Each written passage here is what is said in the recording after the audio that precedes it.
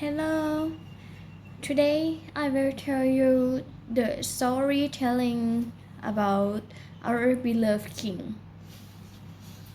Once upon a time, there was an angel who wanted to help people who only believe in luck and so did not work to get what they wanted. The angel decided to live a luxurious life in heaven and give up all superpowers. He was reborn as a little prince who wanted to prove that people could do anything if they are determined and work hard enough. The little prince started his job by learning to draw. He had never drawn before, so it took him quite some time to develop his drawing skills. A year later, he could draw beautiful pictures as he intended. However, when the people saw the pictures, they did not think the young prince trained hard to become so good. Instead, they thought the young prince was born to be artist. The prince was a little sad, so he started to play and compose music, which he thought would reach a wider audience. He dedicated his time to practicing, and so he was able to make beautiful music. Unfortunately, the people still did not recognize the prince's effort. They believed the prince was talented at all kinds of art. The prince therefore turned to sport selling. He again practiced hard until he became a skillful sailor. When the people learned the prince had become good at sailing, they believed the prince was destined to be good at sports too. They totally ignored the fact that the prince put much effort into practicing. The people's strong belief in luck and destiny blinded them to the prince's intention to show everyone the value of hard work and determination. The prince wanted to show the people that they were capable of doing anything if they tried hard enough. When the prince felt his efforts was wasted, he wanted to challenge himself doing something supernatural. So the people would learn the power of hard work and determination. The prince spent months thinking about this, since the town often suffered droughts, and the prince thought if he could control the rain, the people would learn that his skills and abilities did not just happen by luck. The prince then studied science textbooks, especially practical ones so he could achieve his goal. He experimented with different techniques to control the rain for many years. He tried to build a plane to spray chemicals on the clouds to make rain.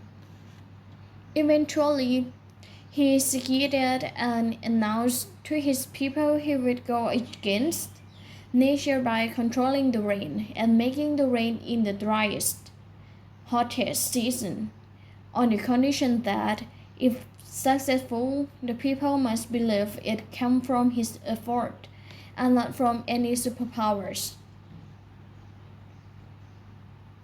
The people mocked at him because no one thought it was possible to control the rain. However, shortly after the prince flew his plane to the cloud, it started raining. At first, the people thought it was coincidental, so the prince did it again until the people believed the prince did make the rain. People then realized hard work and determination could bring about success, and the success is not determined by luck or destiny. The prince was happy he could make his people have faith in hard work. When the prince became king, he continued to be a role model for his people. He gave them opportunities to help develop the country during his reign. With his support, the people collaborated and used their skills and expertise in developing the country. They had more faith in themselves and learned to be self-reliant. And now the time has come for him to return to heaven, where he belongs. His people are sad but ready to take care of themselves and the country because he taught them an important lesson. The story of the prince is based on a true story of the king of a small country who loved his people best and whom his people loved dearly as well. He was a king who devoted himself to his people throughout his life. His name is King Bhumibol Adulyadej, the beloved king of the Thai people. Thank you. And then I'm gonna talk about the storytelling of the Frog Prince. In the olden time, when wishing was having, there lived a king whose daughters were all beautiful, but the youngest was so exceedingly beautiful that the sun himself, although he saw her very often, was delighted every time she came out into the sunshine. Near the castle of this king was a large and gloomy forest, where in the midst stood an old-time tree, beneath whose branches splashed a little fountain. So, whenever it was very hot, the king's youngest daughter ran off into this wood and sat down by the side of the fountain. And when she felt dull, would often divert herself by throwing a golden ball up into the air and catching it again. And this was her favorite amusement. Now, one day it happened that this golden ball, when the king's daughter threw it into the air, did not fall down into her hand, but onto the grass, and then it rolled right into the fountain. The king's daughter followed the ball with her eyes, but it disappeared beneath the water, which was so deep that she could not see the bottom. Then she began to lament and to cry more loudly and more loudly. And as she cried, a voice called out, "Why weepest thou, O king's daughters? Thy tears would melt even a stone to pity." She looked around to the spot whence the voice came and saw a frog stretching his thick, ugly head out of the water. "Ah, you old water peddler," said she, "was it you that spoke? I am weeping for my golden ball which bounced away from me into the water." "Be quiet and do not cry," replied the frog. "I can give thee good assistance. But what wilt thou give me, if I succeed in fetching thy plaything up again?" "What would you like, dear frog?" said she. "My dresses, my pearls and jewels, or the golden crown which I wear?" The frog replied, "Dresses or jewels or golden crowns are not for me. But if thou wilt love me and let me be thy companion and playmate, and sit at the table and eat from the little golden plate, and drink out of the cup, and sleep in thy little bed, if thou wilt promise me all these things, then I will dive down and fetch up the golden ball." "Oh, I will promise you all," said she, "if you will only get me my golden ball." But she thought to herself, "What is the silly frog chattering about? Let him stay in the water with his echoes. He cannot enter into society." Then the frog, as soon as he had received her promise, threw his head under the water and dived down. Presently he swam up again with the golden ball in his mouth, and threw it on the grass. The king's daughter was full of joy when she again saw her beautiful plaything, and taking it up, she ran off immediately. "Stop, stop!" cried the frog. "Take me with thee. I cannot run as thou canst." But its croaking was of no avail, although it was long enough. The king's daughter did not hear it, but hastening home, soon forgot the poor frog, who was obliged to leap back into the fountain. The next day, when the king's daughter was sitting at the bowl with her father and all his courtiers, and was eating from her own little golden plate, something was heard coming up and Mabel's stairs. Splish, splash, splish, splash.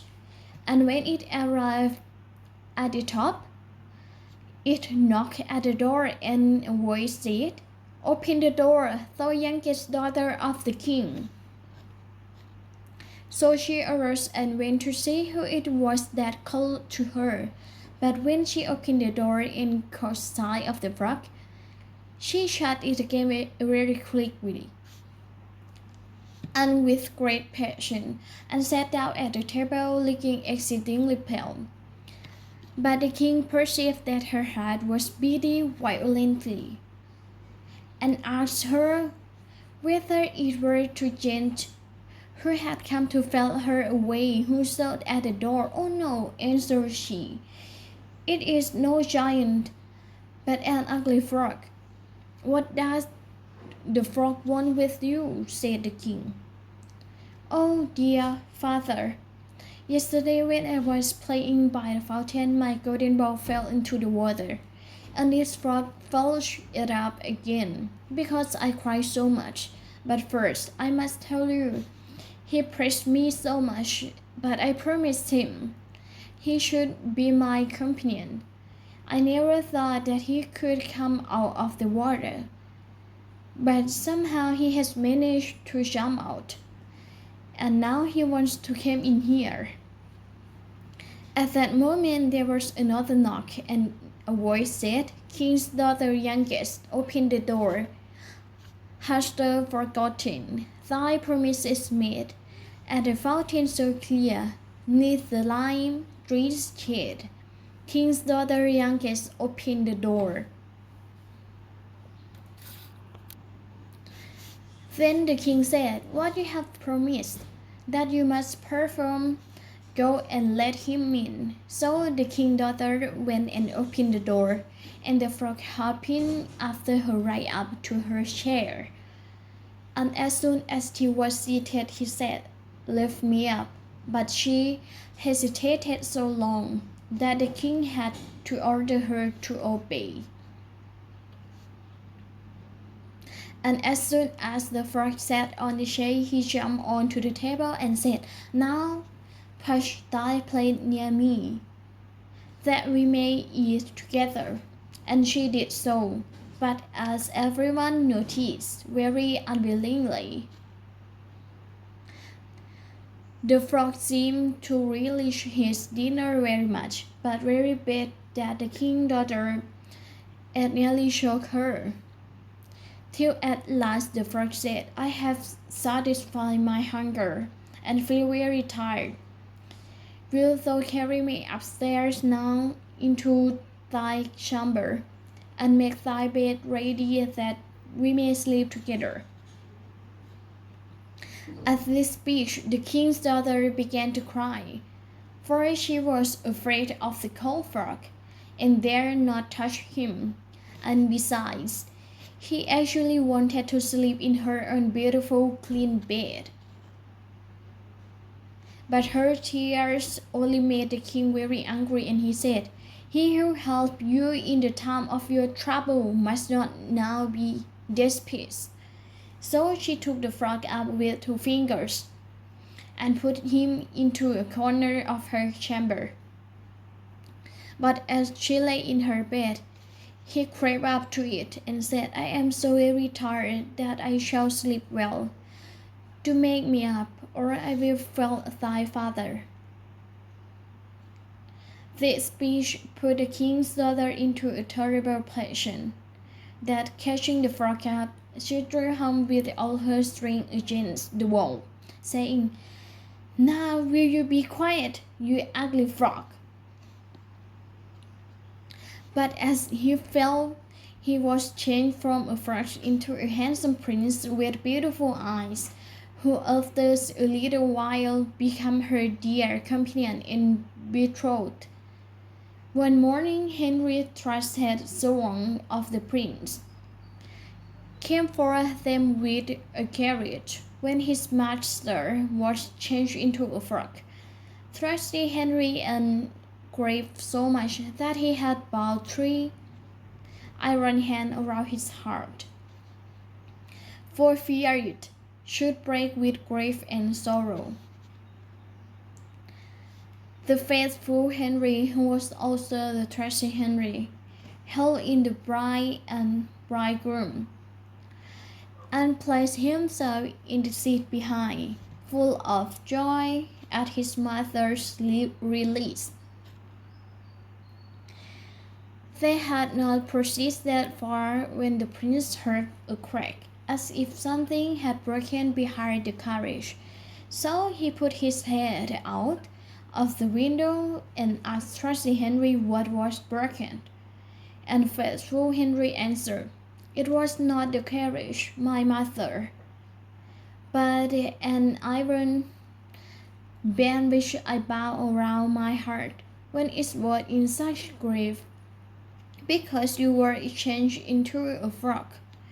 Twice afterwards, on the journey, there was the same noise, and each time the prince thought that it was some part of the carriage that has given way, but it was only the breaking of the bands which bound the heart of the trusty Henry, and who was thenceforth free and happy. Thank you. And next, I'm gonna talk about the storytelling of Beauty and the Beast. There was once a very rich merchant who had 6 children, 3 boys and 3 girls. As he was himself a man of great sense, he spared no expense for their education. The 3 daughters were all handsome, but particularly the youngest. Indeed, she was so very beautiful that in her childhood everyone called her the little beauty, and being equally lovely when she was grown up, nobody called her by any other name, which made her sister very jealous of her. This youngest daughter was not only more handsome than her sister, but also was better tempered. The 2 eldest were vain of their wealth and position. They gave themselves 1,000 airs, and refused to visit other merchants' daughters, nor would they condescend to be seen except with persons of quality.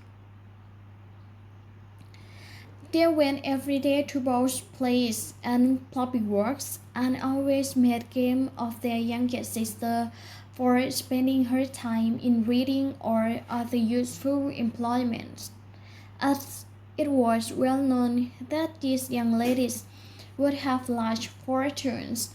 Many great merchants wished to get them for wives, but the 2 eldest always answered that, for their part, they had no thought for marrying anyone below a duke or a earl, that least. Beauty had quite as many offers as her sister, but she always answered with the greatest civility that thought she was much obliged to her lovers. She would rather live some years longer with her father, as she thought herself too young to marry. It happened that, by some unlucky accident, the merchant suddenly lost all his fortune and had nothing left but a small cottage in the country. Upon this he said to his daughters, while the tears ran down his cheeks, "My children, we must now go and dwell in the cottage, and try to get a living by labor, for we have no other means of support." The two eldest replied that they did not know how to work, and would not leave town, for they had lover enough, who would be glad to marry them, though they had no longer any fortune. But in his they were mistaken, for when the lover heard what had happened, they said the girls were so proud and ill-tempered that all we wanted was their fortune. "We are sorry at all to poor Beauty, because she was so sweet-tempered and kind to all, and several gentlemen offered to marry her, though she had not a penny. But Beauty still refused, and said she could not think of leaving her poor father in this trouble. At first Beauty could not help sometimes crying in secret for the hardships she was now obliged to suffer. But in a very short time she said to herself, "All the crying in the world will do me no good, so I will try to be happy without a fortune."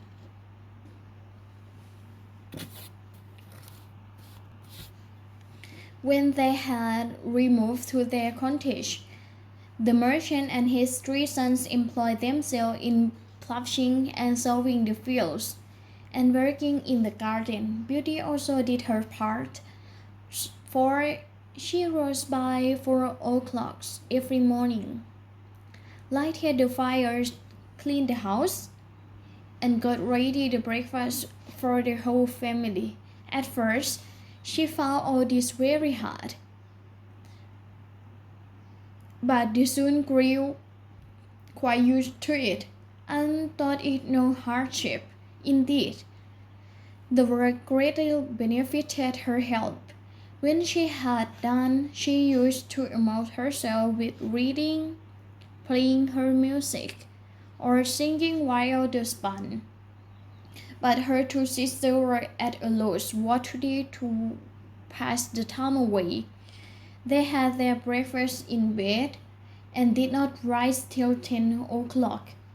Then they commonly walked out, but always found themselves very soon tired, when they would often sit down under a shady tree, and grieve for the loss of their carriage and fine clothes, and say to each other, "What a mean-spirited, poor, stupid creature our young sister is, to be so content with this low way of life." But their father thought differently, and loved and admired his youngest child more than ever. After they had lived in this manner about a year, the merchant received a letter which informed him that one of his richest ships, which he thought was lost, had just come into port.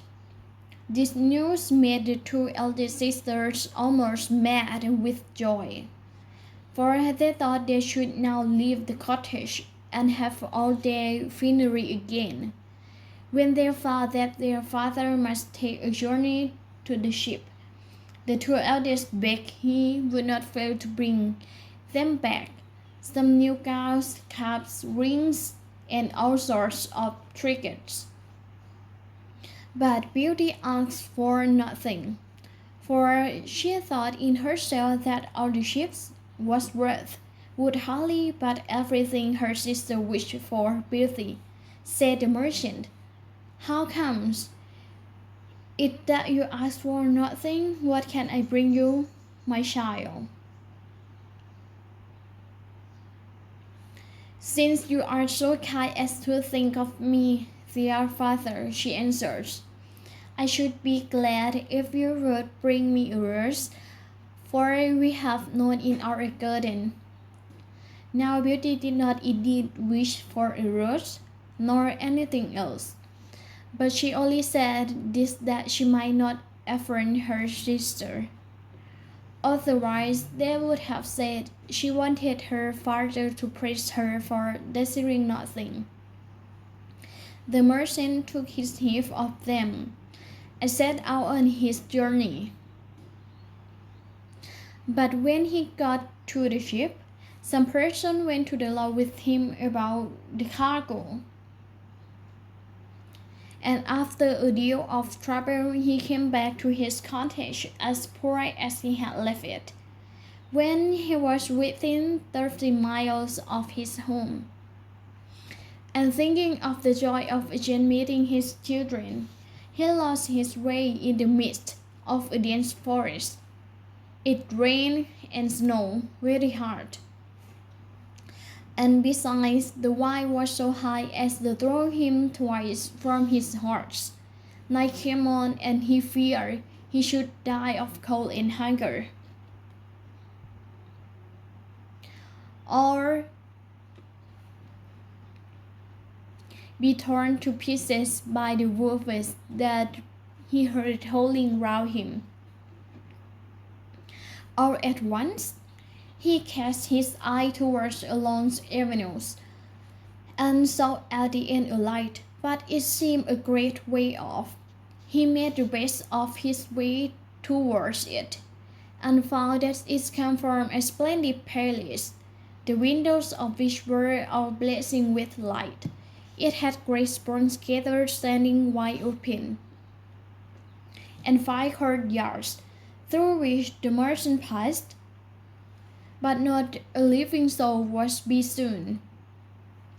There were several too, which his poor sweetheart, less scrupulous than himself, entered at once, and took a good meal of oats and hay.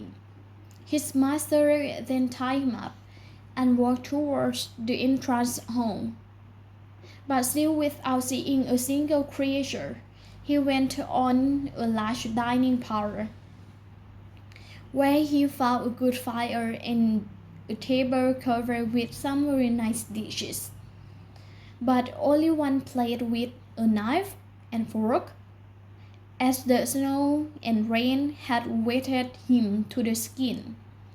He went up to the fire to dry himself. I heard, said he, the master of the house or his servants will excuse me, for it surely will not be long now before I see them.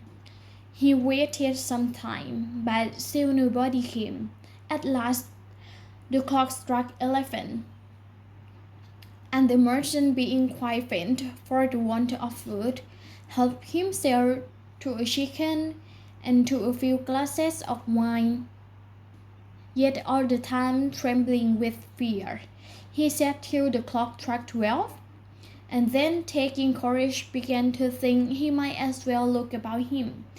So he opened a door at the end of the hall and went through it into a very grand room, in which there was a fine bed, and as he was feeling very weary, he shut the door, took off his clothes, and got into it.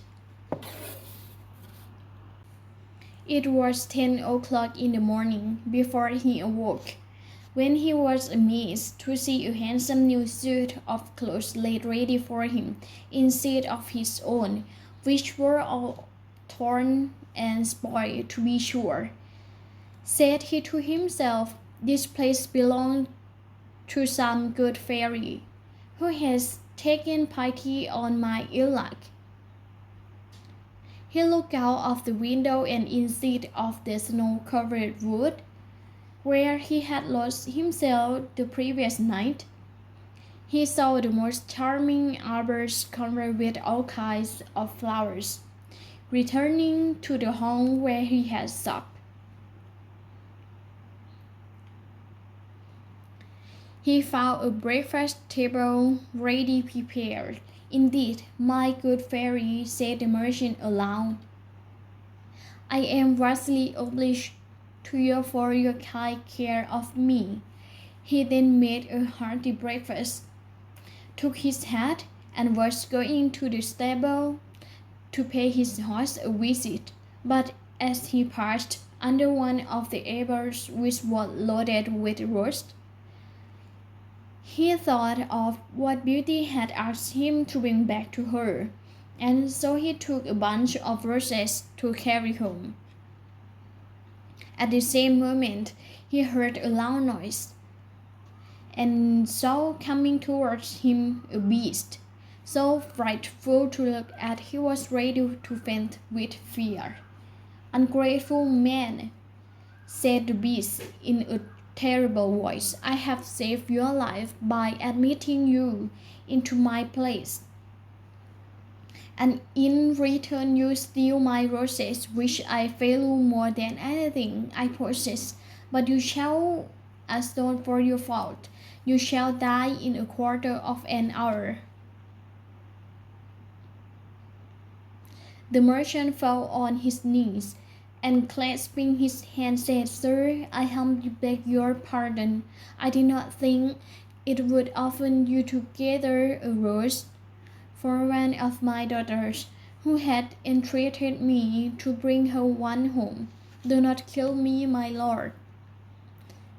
I am not a lord, but a beast," replied the monster. "I had false compliments, so do not fancy that you can coax me by any such ways.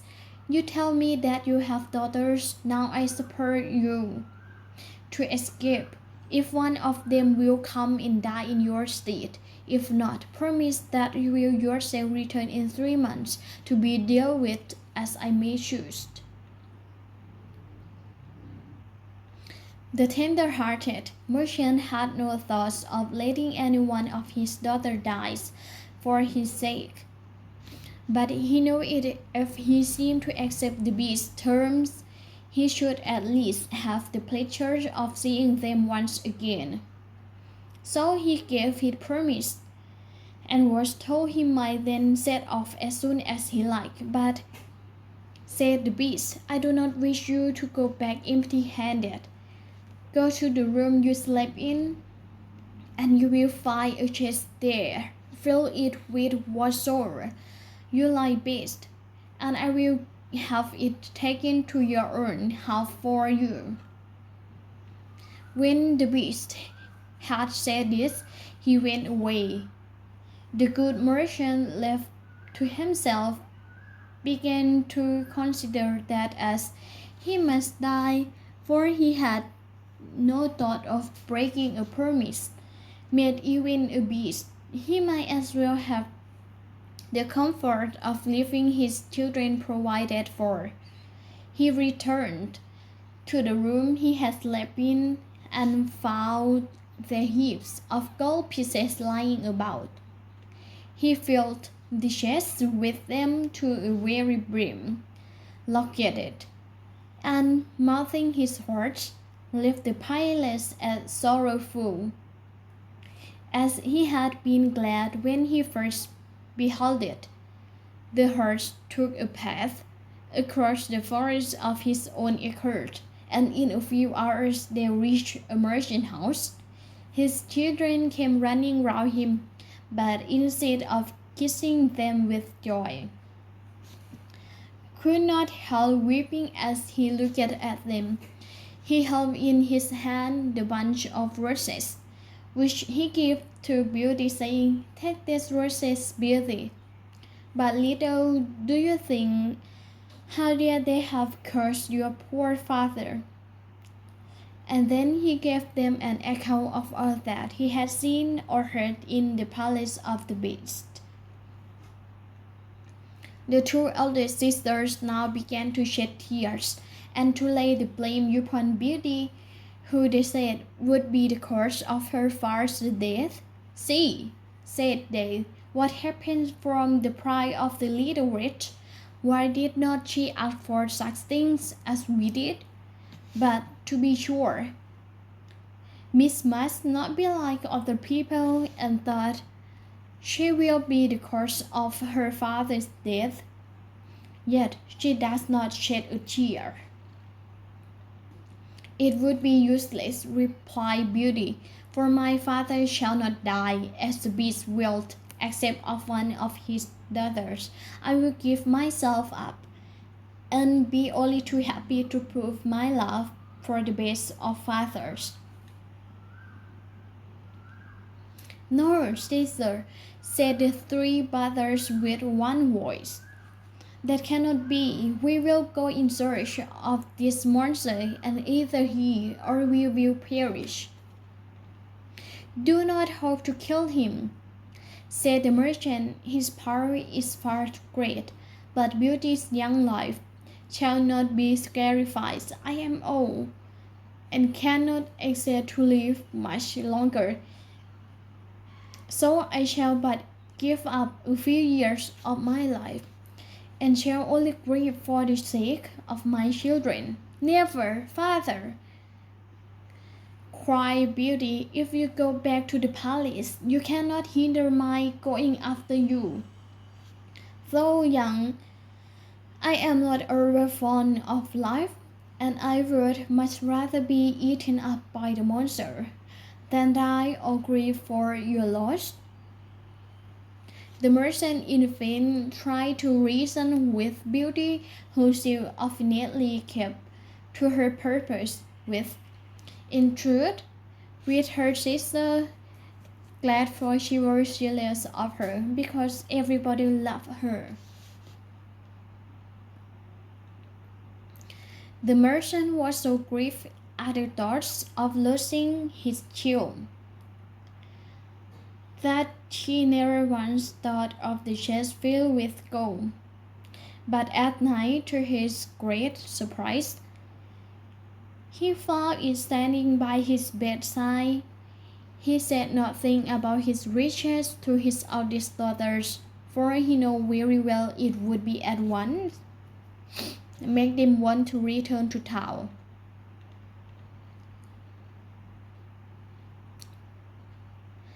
But they told Beauty his secret, and she then said that while he was away, two gentlemen had been on a visit at their cottage, who had fallen in love with her two sisters. She entreated her father to marry them without delay, for she was so sweet-natured. She only wished them to be happy. 3 months went by only too fast, and then the merchant and Beauty got ready to set out for the palace of the beast. Upon this, the two sisters rubbed their eyes with an onion to make believe they were crying. Both the merchant and his sons cried in earnest. Only Beauty shed no tears. They reached the palace in a very few hours, and the hearts without beating went into the same stable as before. The merchant and Beauty walked towards a large hall, where they found the table covered with every dainty, and two plates laid ready. The merchant had very little appetite, but Beauty, that she might the better hide her grief, placed herself at the table and held her father. She then began to eat herself, and thought all the time that, to be sure, the beast had a mind to fatten her before he ate her up, since he had provided such a good cheer for her. When they had done their supper, they heard a great noise, and the good old man began to beat his poor child farewell, for he knew it was the beast coming to them. When Beauty first saw that frightful form, she was very much terrified, but tried to hide her fear. The creature walked up to her and eyed her all over, then asked her in a dreadful voice if she had come quite of her own exert. Yes, said Beauty, then you are a good girl, and I am very much obliged to you. This was such an astonishingly civil answer that Beauty encouraged words, but it sang again when the beast addressing the merchant desired him to leave the palace next morning and never return to it again, and so good night, merchant, and good night, Beauty. Good night, beast, she answered as Mud Monster shuffled out of the room. "Ah, my dear child," said the merchant, kissing his daughter, "I am half dead already.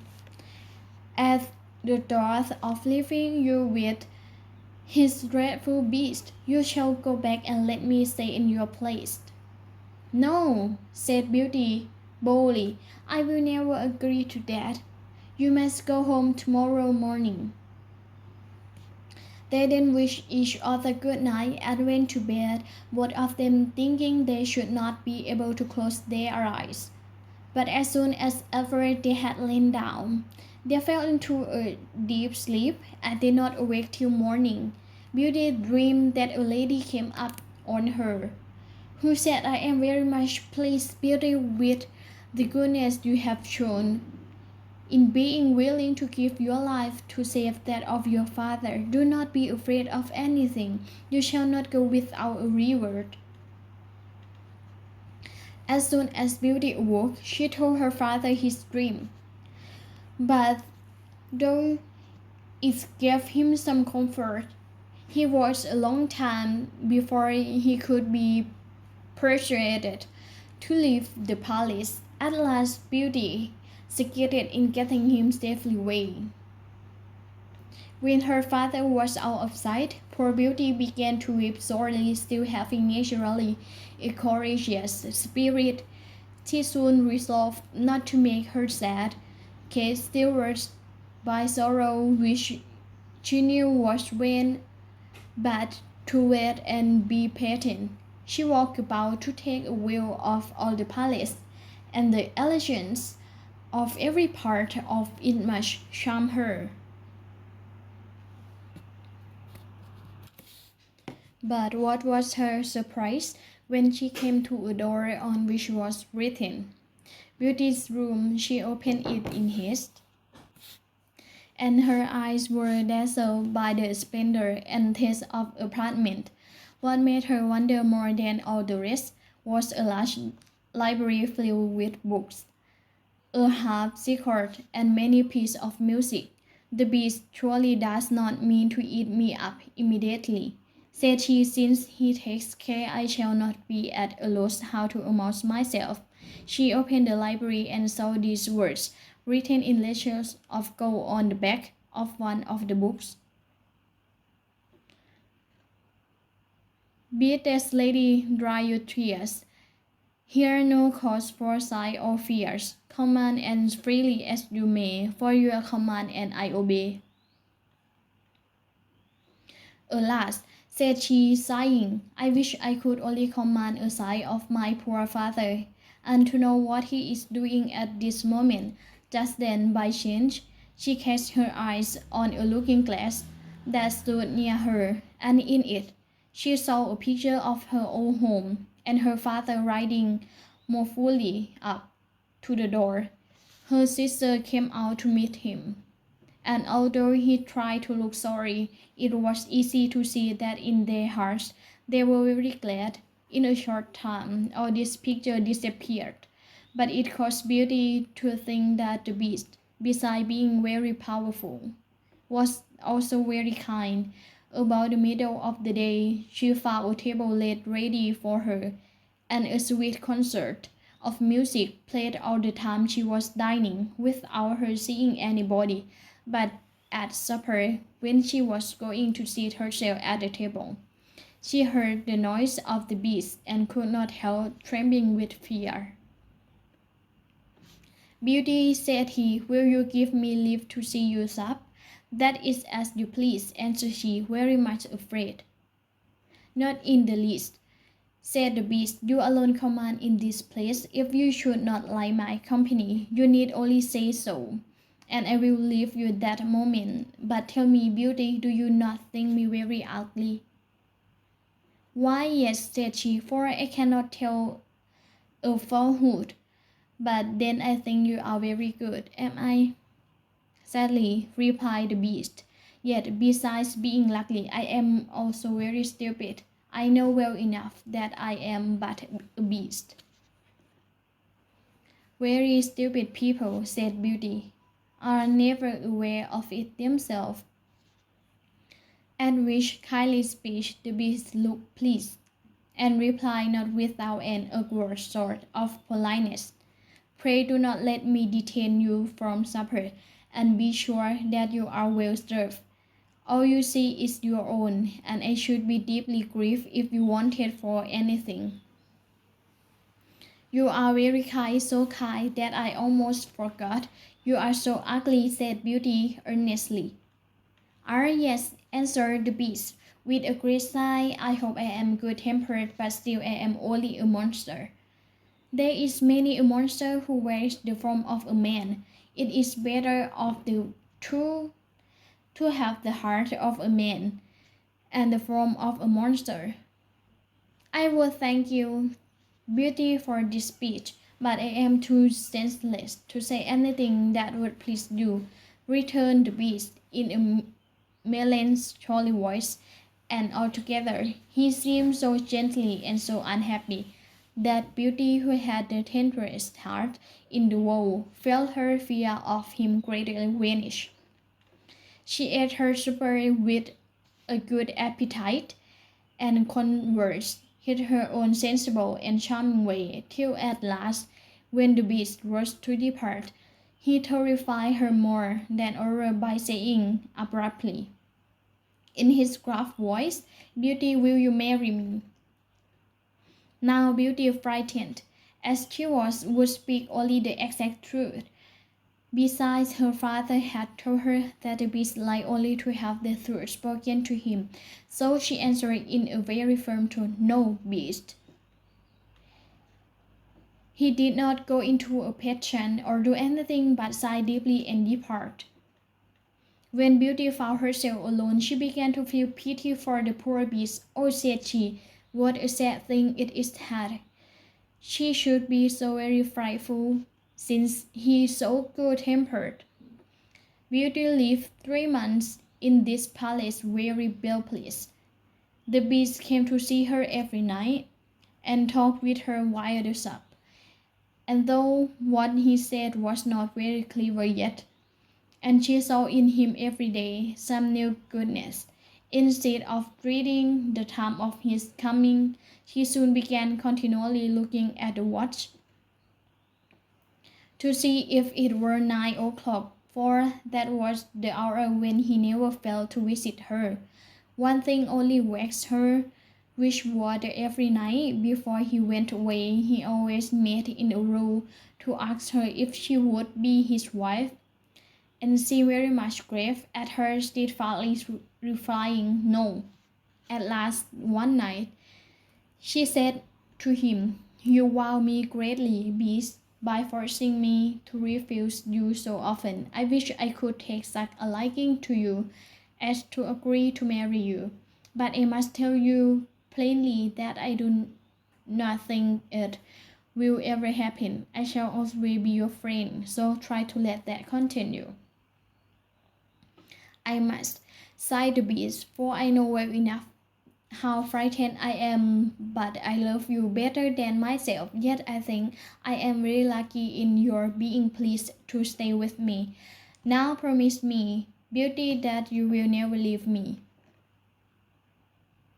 Beauty would almost have agreed to this, so sorry was she for him. But she had that day seen in her magic glass, which she looked at constantly, that her father was dying of grief for her sake. Alas, she said, I long so much to see my father that if you do not give me leave to visit him, I shall break my heart. I would rather break mine, Beauty, answered the beast. I will send you to your father's cottage. You shall stay there, and your poor beast shall die of sorrow. No, said Beauty, crying, I love you too well to be the cause of your death. I promise to return in a week. You have shown me that my sister and are married, and my brothers are gone for soldiers, so that my father is left all alone. Let me stay a week with him. You shall find yourself with him tomorrow morning, replied the beast, but do not forget your promise. When you wish to return, you have nothing to do but to put your ring on your table. When you go to bed, goodbye, Beauty, the beast sighed as he said this word, and Beauty went to bed very sorry to see him so much grief. When she awoke in the morning, she found herself in her father's cottage. She rang bell that was at her bedside, and Ursaron entered. But as soon as she saw Beauty, the woman gave a loud shriek, upon which the merchant ran upstairs, and when he beheld his daughter, he ran to her and kissed her 100 times. At last Beauty began to remember that she had brought no clothes with her put on, but the servant told her she had just found in the next room a large chest full of dresses, trimmed all over with gold and adorned with pierced diamonds. Beauty, in her own mind, thanked the beast for his kindness and put on the plainest gold she could find among them all. She then desired the servant to lay to rest aside, for she intended to give them to her sister. But as soon as she had spoken this word, the chest was gone out of sight in a moment. Her father then suggested perhaps the beast clothes for her to keep them all for herself. And as soon as he had said this, they saw the chest standing again in the same place. While Beauty was dressing herself, a servant brought word to her that her sisters were come with their husbands to pay her a visit. They both lived unhappily with the gentleman they had married. The husband of the eldest was very handsome, but was so proud of this that he thought of nothing else from morning till night, and did not care a pin for the beauty of his wife. The second had married a man of great learning, but they made no use of it, except to torment and affront all his friends, and his wife more than any of them. The two sisters were ready to burst with spite when they saw Beauty dressed like a princess and looking so very charming. All the kindness that she showed them was of no use, for they were vexed more than ever when she told them how happy she lived at the palace of the beast. The spiteful creatures went by themselves into the garden, where they cried to think of her good fortune. Why should the little wretch be better off than we, said we. We are much handsomer than she is. Sister, said the eldest, a thought has just come into my head. Let us try to keep her here longer than the week for which the beast gave her leave.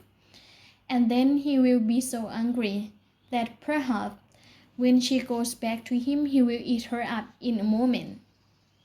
That is well thought of, answered the other.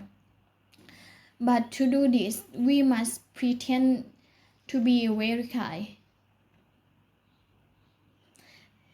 They then went to join her in the cottage, where they showed her so much false love that Beauty could not help crying for joy. When the week was ended, the two sisters began to pretend so grief at the thought of her leaving them, that she agreed to stay a week more. But all the time, Beauty could not help fretting for the sorrow that she knew her absence would give her poor beast, for she tenderly loved him, and much wished for his company again. Among all the grand and clever people she knew, she found nobody who was half as sensible, so affectionate, so thoughtful, or so kind.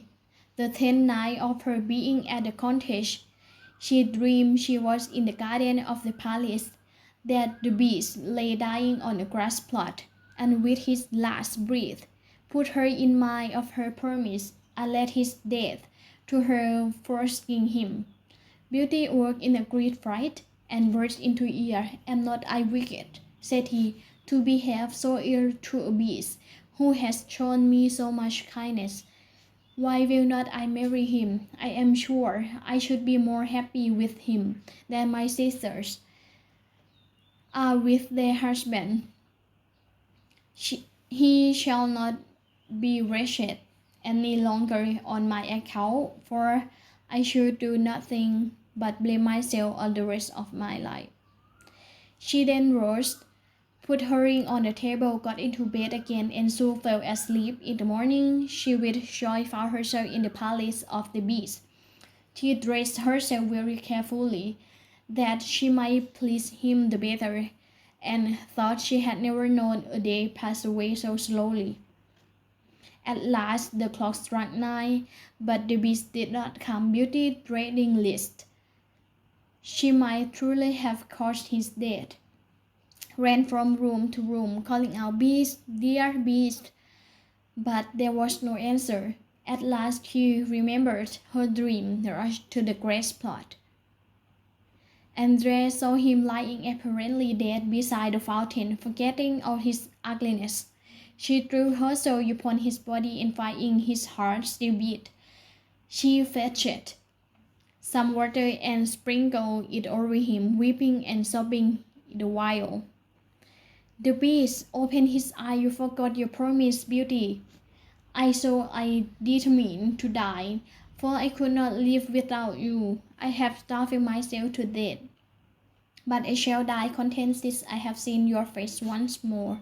No, dear beast, cried Beauty passionately. You shall not die. You shall live to be my husband. I thought it was only friendship I felt for you, but now I know it was love. The moment Beauty had spoken these words, the palace was suddenly lighted up, and all kinds of rejoicing were heard around them, none which she noticed, but hung over her dear beast with the utmost tenderness. At last, unable to restrain herself, she dropped her head over her hand, covered her eyes, and cried for joy. And when she looked up again, the beast was gone. In his stead, she saw at her feet a handsome, graceful young prince, who thanked her with the tenderest expression for having freed him from enchantment. But where is my poor beast? I only want him and nobody else, sobbed Beauty. I am he, replied the prince. A wicked fairy condemned me to his form, and foretold me to show that I had any wit or sense, till a beautiful lady should consent to marry me. You alone, dearest. Beauty judged me neither by my looks nor by my talents, but my heart alone. Take it then, and all that I have beside, for all is yours. Beauty, full of surprise but very happy, suffered the prince to lead her to his palace, where she found her father and sisters, who had been brought there by the fairy lady, whom she had been in a dream the first night she came. Beauty, said the fairy, you have chosen well, and you have your reward, for a true heart is better than either good looks or clever brains. As for you ladies, and she turned to elder sisters, I know all your ill deeds, but I have no worse punishment for you than to see your sister happy. You shall stand as stage at the door of her palace, and when you repent of and have amended your faults, you shall become woman again. But to tell you the truth, I very much fear you will remain such forever. Thank you. When you go window shopping, do you walk on the pavement or the sidewalk? I walk on the sidewalk. Do you put your shopping in the car trunk or in the boot? Truck. When the car engine needs oil, do you open the bonnet or the hood? The hood. Do you fill up the car with gas or with petrol? I fill up the car with gas. When it is cold, do you put on a jersey or a sweater? Mm, I use nappy. ฮะผิดข้อ